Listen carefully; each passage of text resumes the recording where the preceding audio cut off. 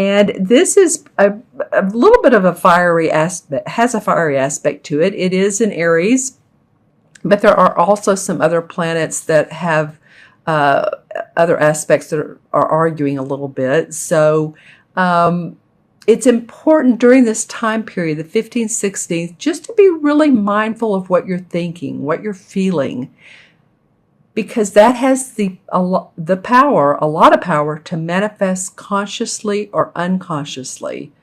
So whatever's going on in your inner world can reflect what you're thinking, and the super full moon will help that to happen.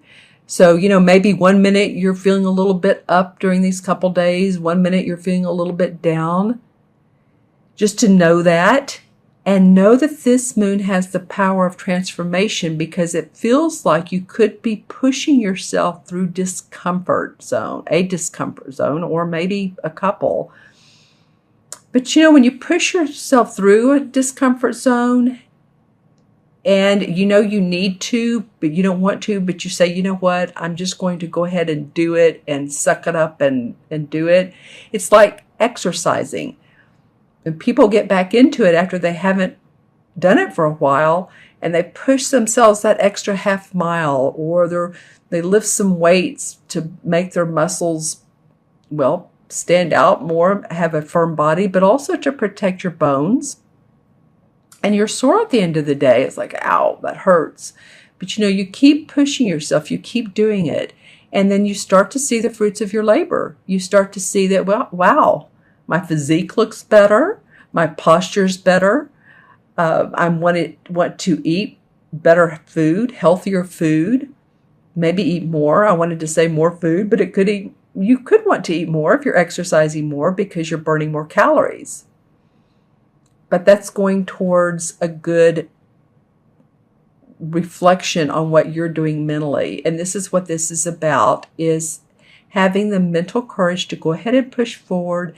It may feel a little like, oh, it's out of my comfort zone, but that's okay, because once you do that, you will see success. And it's staying on the positive path during this full moon period, because this is the moon that's called the power of transformation. All right. Okay, so the first card that came up for you this reading, Taurus, is the Ten of Swords, and it came up in reverse. So normally it looks like this, and what it is about is the finality, the end of a bad situation or a difficult situation. And you're just ready to say, okay, this is it. I've had it. I've done it.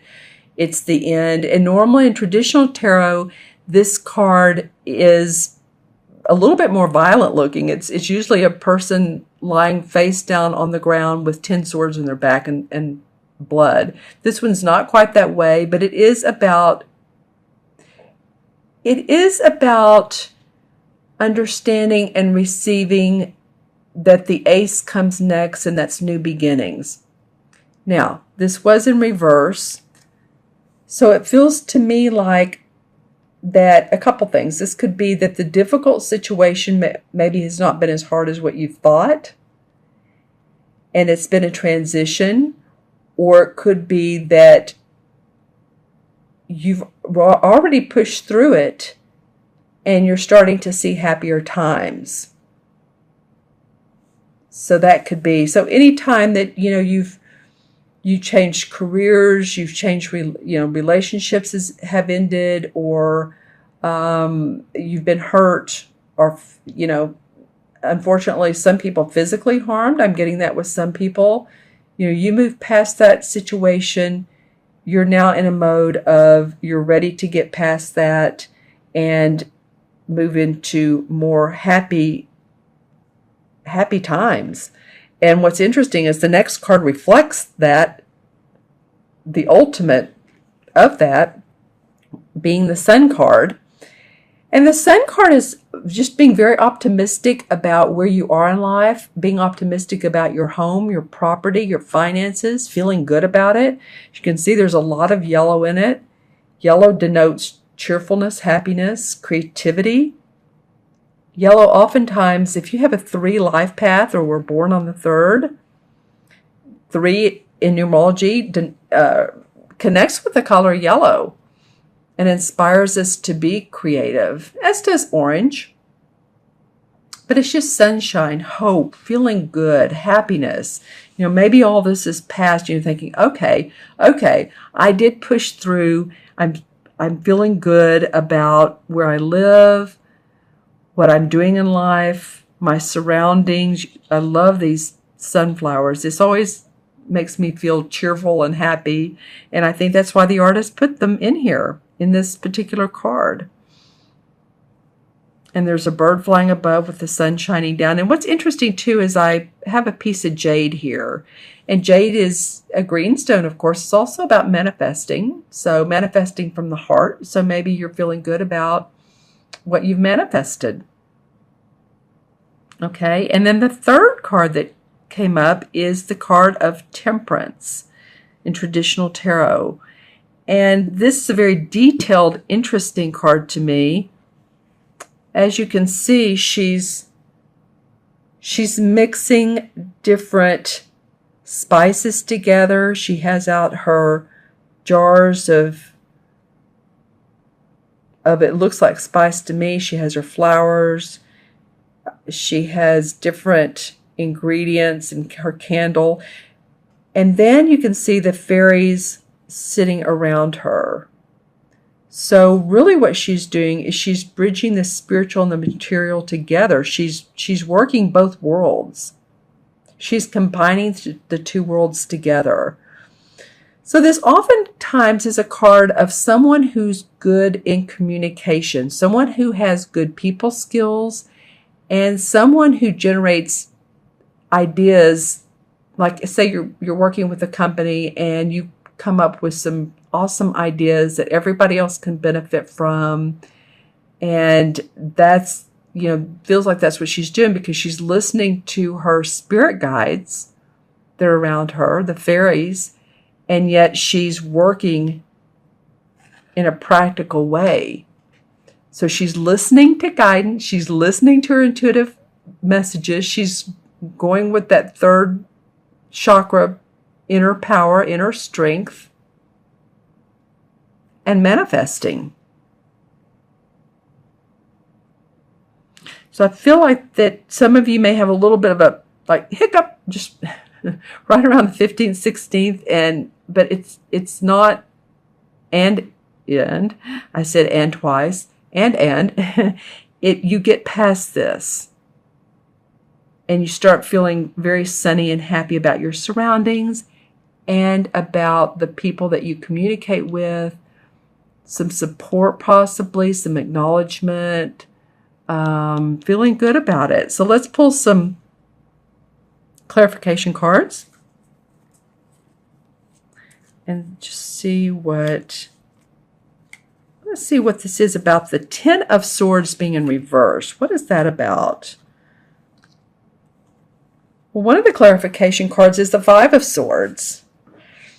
So it could have been in the past, and it feels like Taurus, this has come up for you all before. I'm not sure, but you can leave it in the comments below.